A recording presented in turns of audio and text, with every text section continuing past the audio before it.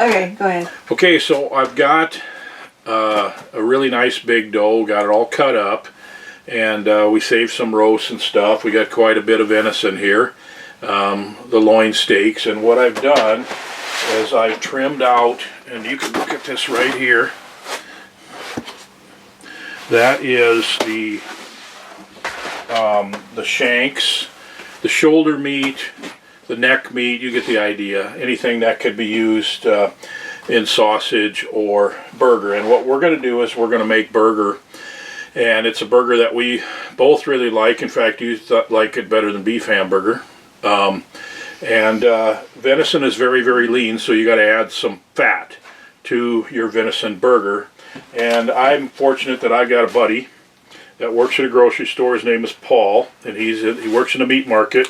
And you know, he's a great guy because he likes to bear hunt and deer hunt too.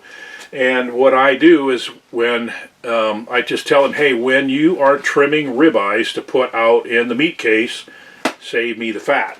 And that's what he does. And so he sells it to me really cheap. And he has to charge me for it. He can't just give it to me, but he sells it to me really cheap. And it's really good tasting fat. And so I mix it in 20%. So I've got about 21 pounds of meat right here. I just weighed it. So I'm going to mix in just a little over, I'm actually putting in a little over 5.5 pounds of fat in with this, because it's going to be right at 20% that way.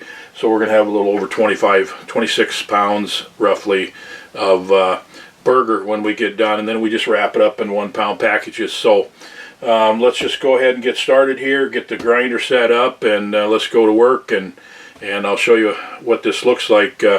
As I get the grinder set up, you can go ahead and wrap up those loin steaks that I cut up and the roasts and so forth. Let's go to work. Okay. This is a big roast.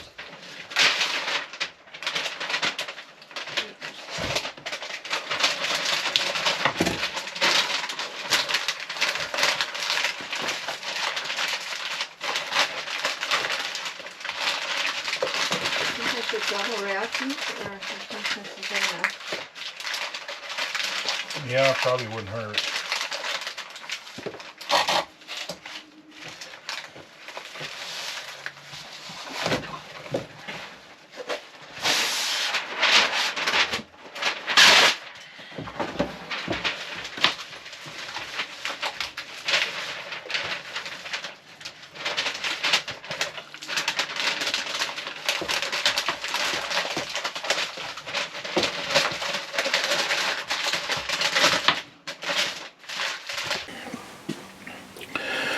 Okay, I've got the ribeye fat mixed in here, and it's about right at 20%. Now, I should mention also that it's really important to get the deer fat all cut off, and that's what gives you a wild, gamey taste. If you've ever had a kind of a bad experience with venison, or know of anybody that says they don't like venison, that's usually what it is. It's typically the fat that has a gamey taste to it. But like, this is a piece of a shank right here, for example, and it's got some sinew in it, and that's really not a big deal. It's not the sinew that gives you a bad flavor. That's all going to be ground up, and you won't even notice that it's in there. So all right, we're ready to start grinding. I'm going to run these twice, one through a coarse plate and then the second time through a more fine plate.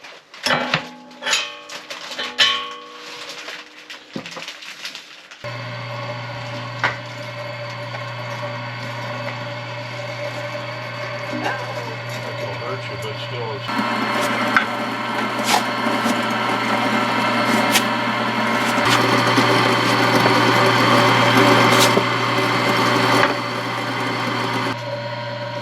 getting there. Yeah. The tub's about full.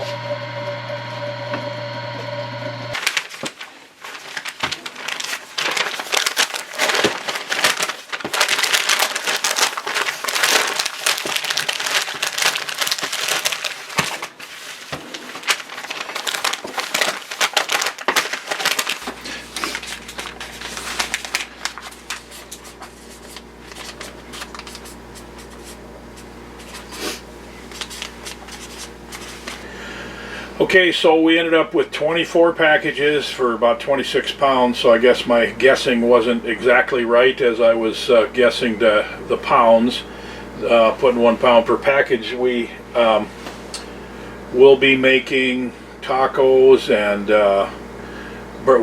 we grill burgers, venison burgers. They're good grilled. Bacon cheeseburgers are one of our favorite things to do with this.